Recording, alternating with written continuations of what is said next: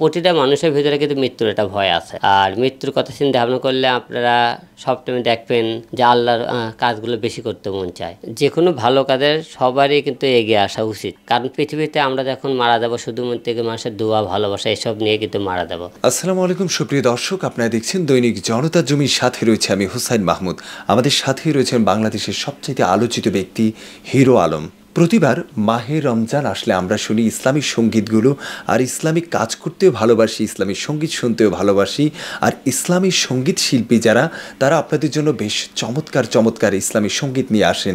এবার কিন্তু আমরা দেখেছি হিরো আলমের কণ্ঠে দুটি ইসলামিক সঙ্গীত, যেটি রমজানকে নিয়ে চমৎকার কথামালায় কিন্তু আমরা হিরো আলম ভাইয়ের কণ্ঠে দেখেছি। একটি কিন্তু আপলোড হয়েছে হিরো আলম ভাইয়ের ইউটিউব চ্যানেলে, আরেকটি আসছে বেশ চমৎকার নিয়ে। এ মুহূর্তে আমরা কথা বলবো হিরো আলম ভাইয়ের সাথে। কেমন আছেন আলম ভাই? জি ভালো আছি। এই ইসলামী সঙ্গীত অনেক রকম গান করেছেন, জীবনে অভিনয় করেছেন, কিন্তু ইসলামী সঙ্গীত গাইতে আপনার কাছে কেমন লাগে? আসলে প্রতিটা মানুষের ভিতরে কিন্তু মৃত্যুর একটা ভয় আছে। আর মৃত্যুর কথা চিন্তা ভাবনা করলে আপনারা সবসময় দেখবেন যে আল্লাহর কাজগুলো বেশি করতে মন চায়। আর আমরা যে জগৎটা আছি এই জগৎটা পুরোটাই তো পাপ। এর মধ্যে আমাদের মনে করেন আল্লাহর কথা ভেবে আর গান যেহেতু মনে করেন করি, আমি চেষ্টা করি যে প্রতিটা সময়ের সাথে তাল লেগে চলতে। হয়তো এই রমজান মাস আমরা তো মনে করেন যে কোনো অভিনয় করতে চাইলে পারি না, ইসলামী গান দেওয়ার চেষ্টা করি।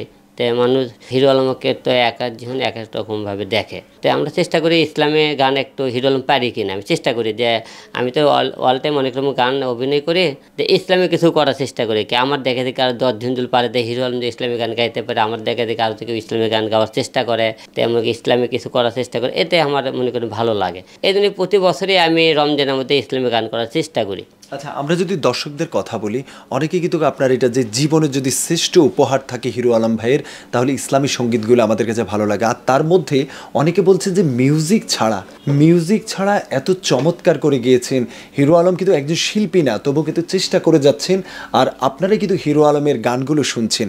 তো আমি বলবো যারা ইসলামী সঙ্গীত উনি গাইছেন, আপনারা অনেকে কমেন্ট করেছেন, সেখানে কিন্তু আমরা কমেন্টগুলো পড়ছি।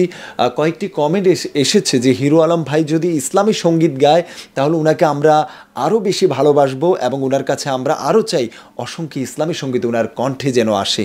এই ব্যাপারে দর্শকদের উদ্দেশ্যে কি বলবেন? না, আমি চেষ্টা করতেছি জনগণকে আরও ভালো কিছু দেওয়ার, যে মানুষ পারে না এমন কোনো কাজ নাই। আমি ইসলামী গান আমরা শুধু রমজান না, আমরা রমজান বাদেও দেওয়ার চেষ্টা করব।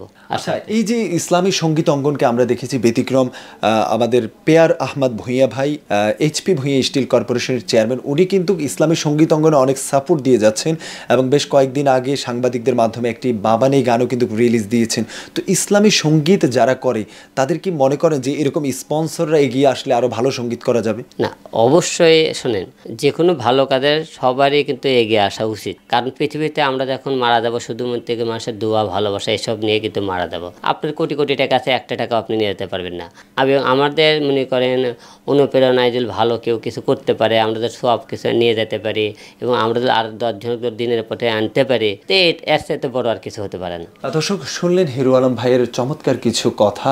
আসলে মানুষ চেষ্টা করে যে হিরো আলম কিন্তু আজকে যেখানে, এক যুগ আগেও কিন্তু তিনি কল্পনা করেননি আজকে এই জায়গায় তিনি বসবেন। উপর আল্লাহর খেলা, কেউ যদি চায় পিছন থেকে টেনে ধরলো, আল্লাহ যদি কাউকে বড় করতে চায় তাকে কখনো টেনে নামানোর কারো দ্বারাই সম্ভব না। তো হিরো আলম ভাই কিন্তু দেখিয়ে দিয়েছেন বাংলাদেশের মানুষকে, সামান্য একটি ডিশ ব্যবসা থেকে আজকে হিরো আলম ফেসবুক, ইউটিউব যেখানে আপনি খুলবেন হিরো আলমের কন্টেন্ট আসবে। তো এই পর্যন্ত দর্শক ভালো থাকুন, সুস্থ থাকুন, দৈনিক জনতার জমিনের সাথেই থাকুন। আল্লাহ হাফিজ।